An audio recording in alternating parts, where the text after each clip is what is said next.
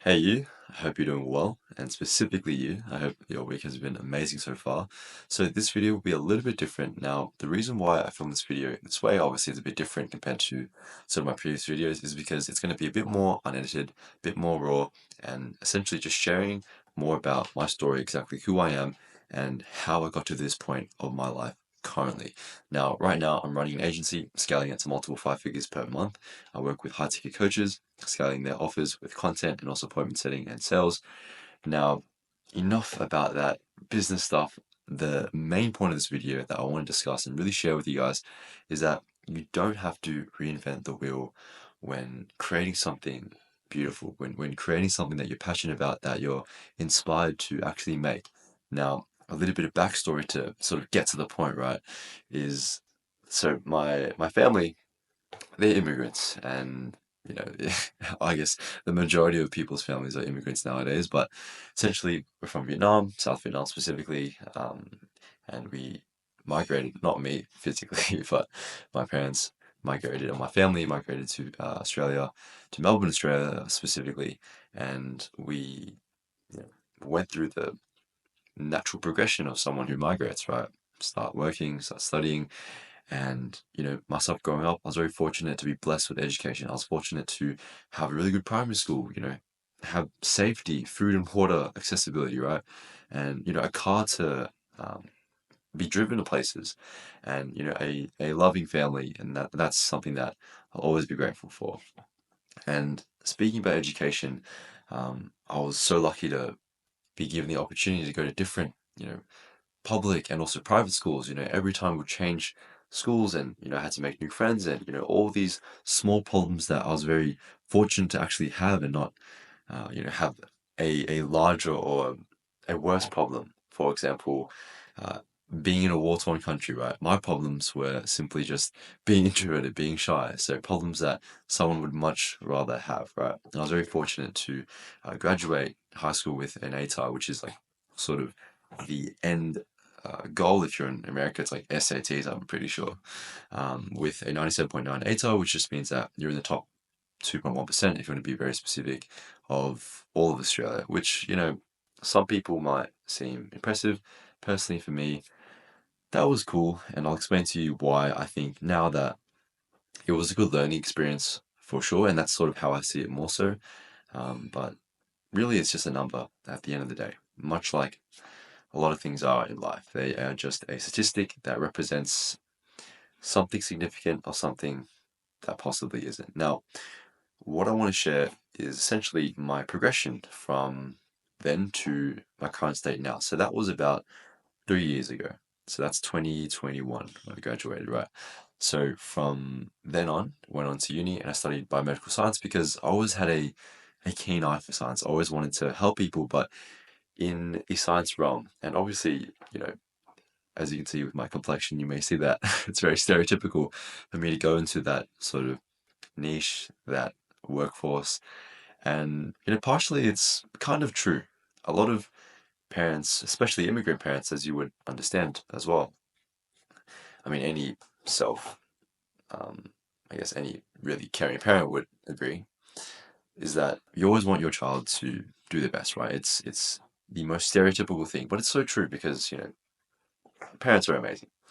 But essentially, I genuinely had a curiosity in science and in human health because I just simply found it interesting. In science, it was always a great lesson in biology or in chemistry at school. I was really enjoyed those things, and gradually over the years, the culmination of that enjoyment plus some small peer pressure, you would find myself, or I would find myself landing in biomedical science.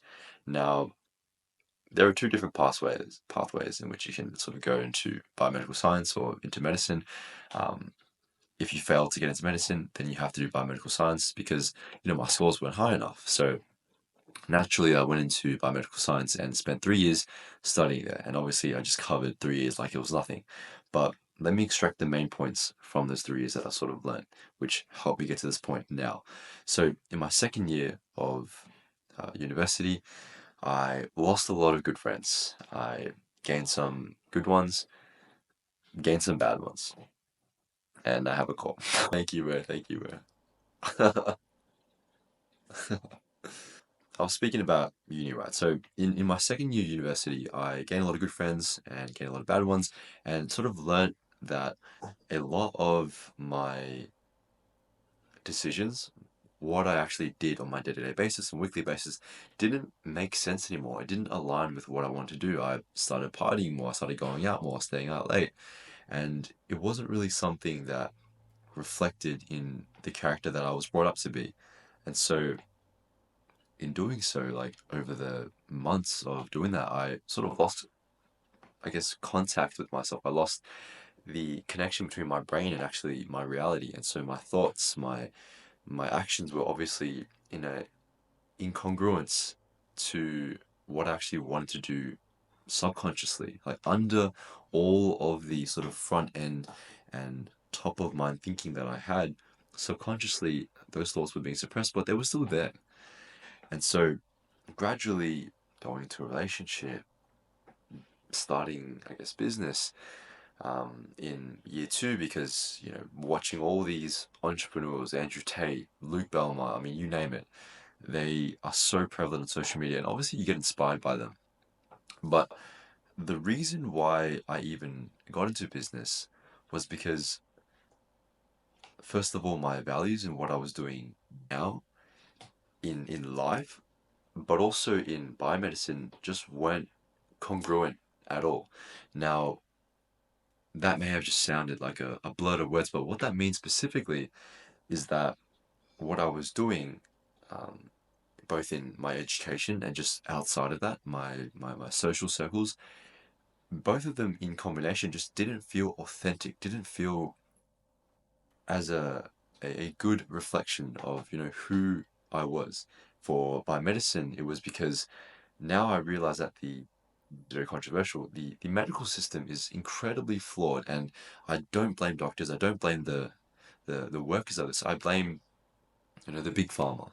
And I don't want you to come after me, but but it's true. The medical industry is incredibly flawed, and at the end of the day, it's a business, right? And in business, you have to make profit. And in that realm of business, I'm not going to get into much detail, but they make a lot of profit from sick people. And that's not something that I want to stand by and work for and dedicate my entire life to be a part of. And I know there are functional health doctors, there are naturopathic health doctors who go past that and who go beyond, Western medicine and exactly what they cover. But I'm not going to get into that into this video. But I hope that justifies and that makes sense on why I didn't want to continue my medical pathway. Now, onto the social circle part, I found myself just not doing the things that I'm meant to do. Now, what that meant was that I was drinking, going out, partying, just doing degenerate stuff that didn't make sense. And I'm no perfect person by no means at all. And I will never ever claim to be. I'm so incredibly flawed, but I try my best, right? So, in doing that, and just so happened at the same time, watching all these creators, watching all these entrepreneurs making money online, I realized that, like, yo, I want to make some money online as well. I want to have this freedom that they always speak about, financially, geographically, time-based freedom as well. And it all sounded cool, and that's great. But eventually, the true thing that you learn in business is that all of this stuff, at it doesn't come for free, either financially and also time. It's not as easy as you think. I will never ever sell you guys or tell you to get rich quick. It's not a reality unless you want to become a meme coin millionaire. Like, even that, you can get rich quick, but if your kids ask you how you got that money, or you're gonna ask yourself how you're gonna get more money, and it's gonna be through crypto, like, sure, you can make tens of thousands of dollars, hundreds of thousands, even millions of dollars off crypto.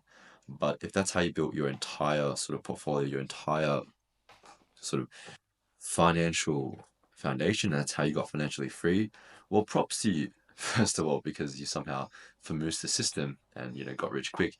But it's not something that everybody should be doing, because it's not authentic. It's not working hard. It's not building something that you're actually proud of, like putting in $100,000, or putting in $1,000 into your Phantom wallet, into Daddy Tate, for example, is not gonna 30x your portfolio. And, even Andrew Tate, talks about how his own coin, Daddy Tate, is a lesson in itself to you, in that getting rich quick is actually just not true. It's not something that exists and should exist. I mean, back then when he started entrepreneurship, there was no crypto, there was no meme coins, which, people can just use now and leverage. But besides the point.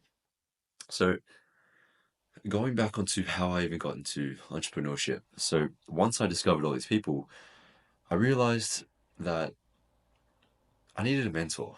And how you even come up with that, understanding how you even come up with that realization, is because when you realize that you don't have to reinvent the wheel, and this is what the main topic of this video is about, is that you don't have to do something incredibly or vastly different from everyone else to be successful in whatever field that you want to do, unless you want to become Elon Musk and constantly innovate and create cutting edge technology, which is absolutely amazing. And that's why he's the richest person in the world, I mean, supposedly. But that's what it takes to do those things. But a couple steps below that, to even be a millionaire or to be successful in whatever realm that you want to be successful in, doesn't require that level of innovation that you think. Now, that's what I realized that I needed. I needed a mentor. I needed someone to guide me through that path that has already gone through that path themselves. Because if you think about it, right, why do you even go to school? Like, if you could just learn all this stuff by yourself, why would you even go to primary school? Why would you even go to high school? Because if you didn't understand that your teachers know, a couple more steps ahead of you and can teach you those extra steps to actually get you to the point where they're at right now, then why wouldn't you do that?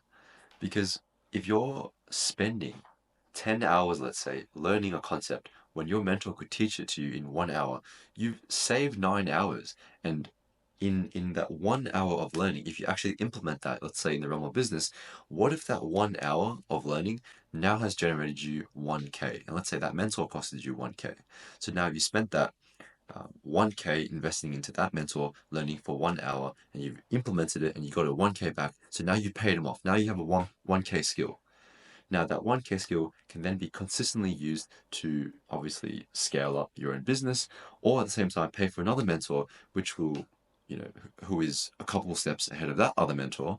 And now you're at step one now, but now you're wanting to go to step four. So the three steps that you have to take, you pay, let's say, 5K for that mentor, and now you scale up your business 5 times because now you have a 5K skill. So it's really logical, it's really intuitive. But I understand, like, the hardest thing about doing all this is actually investing money. Because if you think about it, if you don't make a change after all of these years of believing what you believe, knowing what you know, how are you going to get a different result if you don't make a change, if you don't do something different to get something different? Like back when I was in high school, when I got that result, right, I got the 97.9 ATAR. I obviously was doing something different than the rest of the 97.9 people, like the percent of Australia. But I wasn't doing so the max score is 99.95. I wasn't doing what that extra bit of 2% of people who were getting that score was doing, meaning that I was still lacking the extra couple of steps that they had that I wasn't doing. And so in understanding that, it's so crucial, it's so imperative that you have to be someone who is willing to take a bet on yourself. Because if you don't take a bet, the worst case is that you go back to the original spot that you were already at. Now, if you don't understand that, I really can't explain it in a much more simpler manner. And I don't mean to say it from a place of anger or frustration. I mean to say it from a place of understanding and love, because that's what Jesus Christ teaches us to do, right? And so what I want to say is that, like, please always take a bet on yourself. Always try to seek out for more information. And if it means looking into someone that already knows what exactly it is that you want to do, then spend that money, spend that time, and invest it in them, because you're investing it into yourself. And, I care about you. I also care about myself and, my family. And this is what I tell everybody to do, even if they don't believe the value in doing that. But it's the best way that I can explain it. And that's really what I want to share. I am nowhere near the person that I want to be, but I am so far from the person that I was a year ago. And I just want to thank you guys for coming along with this journey and listening to this video. And I hope you found it valuable. Subscribe, please, and I hope you had a good day. I'll see you next time. Bye bye.